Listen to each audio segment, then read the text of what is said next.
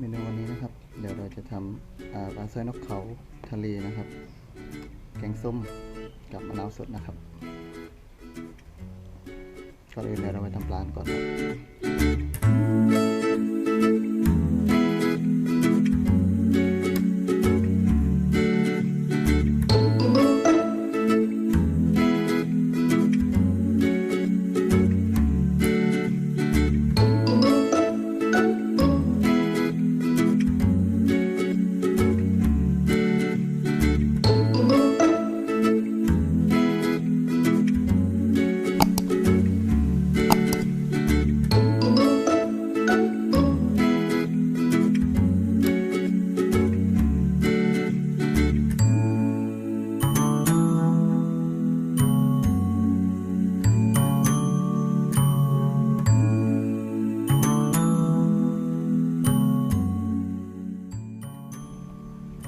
นะครับกับกินข้าวหน่อยล้างกับน้ำมะนาวนะครับผิวมะนาว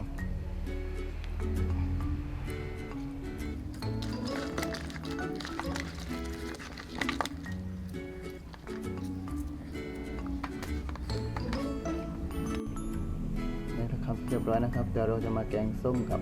ผักกระเฉดนะครับครับผมตอนนี้วัตถุดิบพร้อมแล้วนะครับ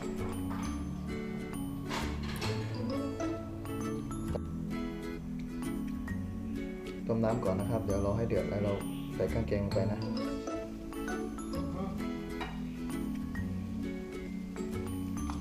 เครื่องลงไปเลยครับ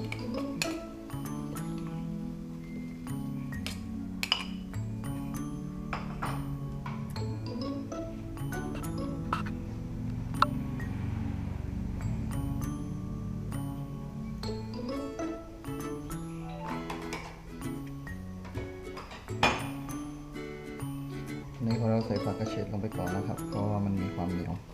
ใช้เวลาหน่อย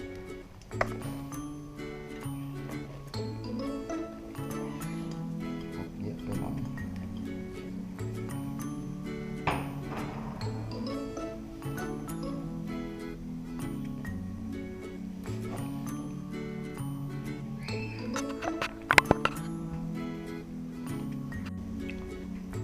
รอน้ำเดือดนะครับแล้วก็เดี๋ยวใส่ปลาตามไปเลยนะครับสูตรของผมจะปรุงเครื่องไว้ก่อนนะครับเดี๋ยวพอใส่ปลาแล้วมันจะได้ไม่เปื่อยเกลือนิดหน่อย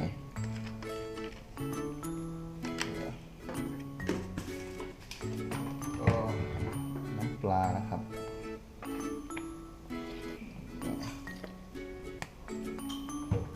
แล้วก็ผงชูรสแล้วแต่ความชอบนะครับ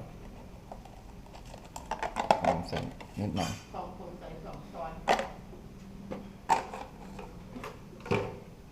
แล้วก็มะนาวน้ำมะนาวเดี๋ยวเราใส่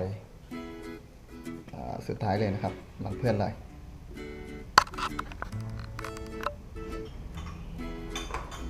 ต่อไปก็ใส่ปลานะครับ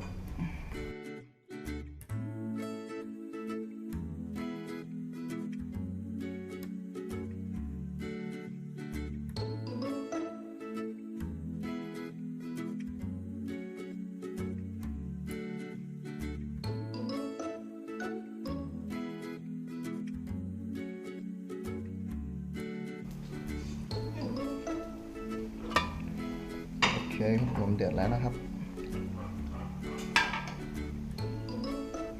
เดี๋ยวเราปลาสุกก็ปิดไฟแล้วก็เติมน้ำมะนาวเลยนะครับ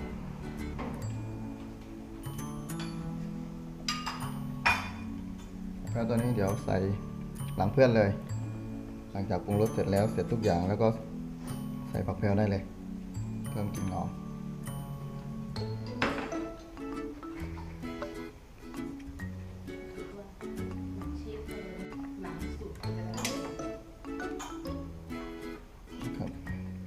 ปิดแก๊สแล้ว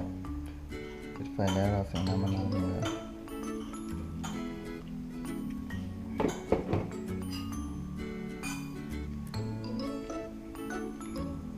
โอเคครับ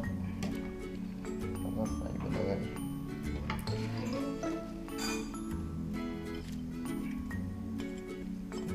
ไปเลยครับ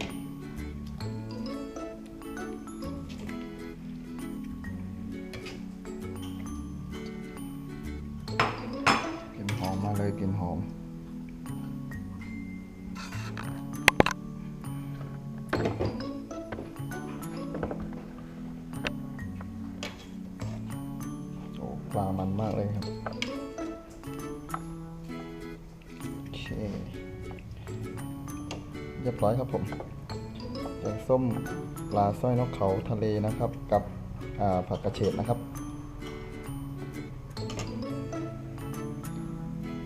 เรียบร้อยนะครับพร้อมเสิร์ฟนะครับแกงส้มปลาสร้อยนกเขานะครับผม